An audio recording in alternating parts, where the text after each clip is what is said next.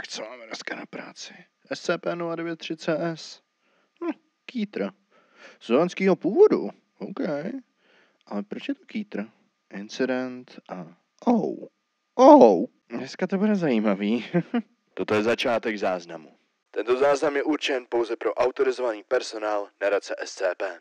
Následující materiál obsahuje utajované informace týkající se SCP-093CS.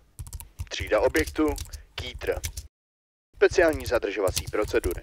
SCP-093CS je drženo v klasické cele s vybavením pro humanoidní SCP v oblasti. Pohyb SCP-093CS je sledován 2 zaměstnanci třídy D s nízkou psychickou odolností, kterým byl puštěn záznam z incidentu SCP-093CSA. Je potřeba je neustále držet ve stavu napětí.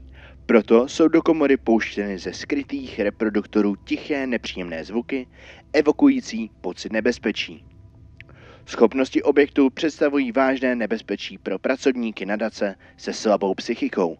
V případě nutnosti pracovat s objektem je každý povinen se podrobit psychologickému vyšetření. Popis SCP-093CS. Objekt je humanoid ženského pohlaví slovanského původu. Nejvýraznějším znakem objektu jsou rudé oči.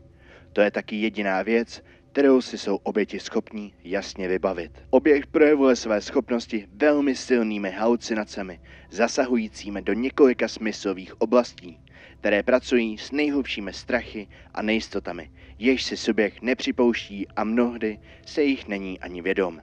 Vedlejší schopnost objektu se projevuje jako zvýšení pocitu nejistoty, strachu a nervozity v subjektu při kontaktu s SCP-093CS.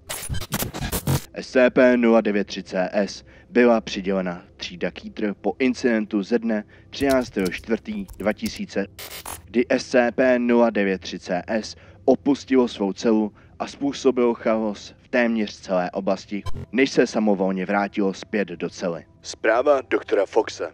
SCP-093CS se projevuje jako arrogantní jedinec, který se živí strachem a nejistotou v lidech. Miluje pocit, který z toho pramení. Současná zdržovací metoda poskytuje SCP-093CS potřebný pocit a udržuje jí to v klidu. Tento postup byl předložen etické komisi, jež se k tomu vyjádřila kladně. SCP-093CS se do hledáčku nadace dostalo po incidentu SCP-093CSA po neúspěšném atentátu GOC, kdy na místo dorazil mezi prvními agent. Ten nalezl SCP-093CS sedět v křesle a kolem ní ležela 4 mrtvá těla příslušníků útočného týmu GOC.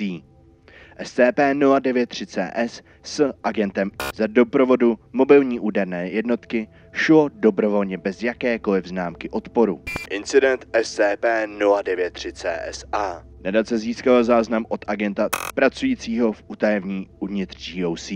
Začátek záznamu. Jedná se o obytný dům, kde SCP-093CS žilo. Jednotka postupuje po schodech do 3. patra a připravuje se na vstup do bytu číslo. Člen týmu vyrazí dveře a takticky vchází dovnitř. V záběru se objevuje SCP-093CS s překvapeným výrazem. Zazní výstřel a SCP-093CS padá k zemi s čistým průstřelem hlavy. Velitel zásahu hovoří do vysílačky a potvrzuje zajištění. V záběru je vidět, jak se SCP-093CS pomalu vznese do vzduchu. Operativci GOC začínají pálit na SCP-093CS. To však nejeví žádné emoce, krom sadického úšklebu. První z vojáků pouští zbraň a sundává veškeré své vybavení. Je ve mně, dostaňte ji ven! Bere nůž a bodá se do žaludku. Za křiku ze sebe rve střeva, dokud nespadne mrtvý na zem.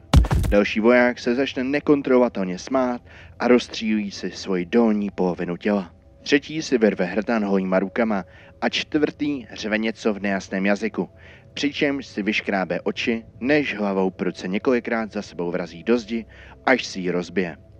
Poslední voják, jehož záznam celou dobu sledujeme, je zvednut nad zem a SCP-093CS se k němu pomalu přiblíží. Pověz o mě všem. jsou jediná slova, které SCP-093CS řeklo. Pak už jde jen vidět, jak voják prchá z budovy. Konec záznamu. Podle důvěryhodných zdrojů se o 2 dny později zastřelil svou služební zbraní. Dodatek.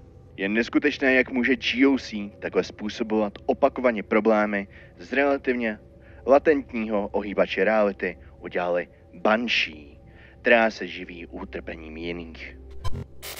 Well, yeah. GOC zas něco dokázalo. Něco skurvit. Anyway, jak se vám toto SCP líbilo? Chtěli byste nějaké další z slovanského původu? Případně, jaké je vaše oblíbené monstrum ze slovanské mytologie? Napište mi to do komentářů a budu moc rád za like nebo sdílení. Tak jo? Tohle je konec záznamu.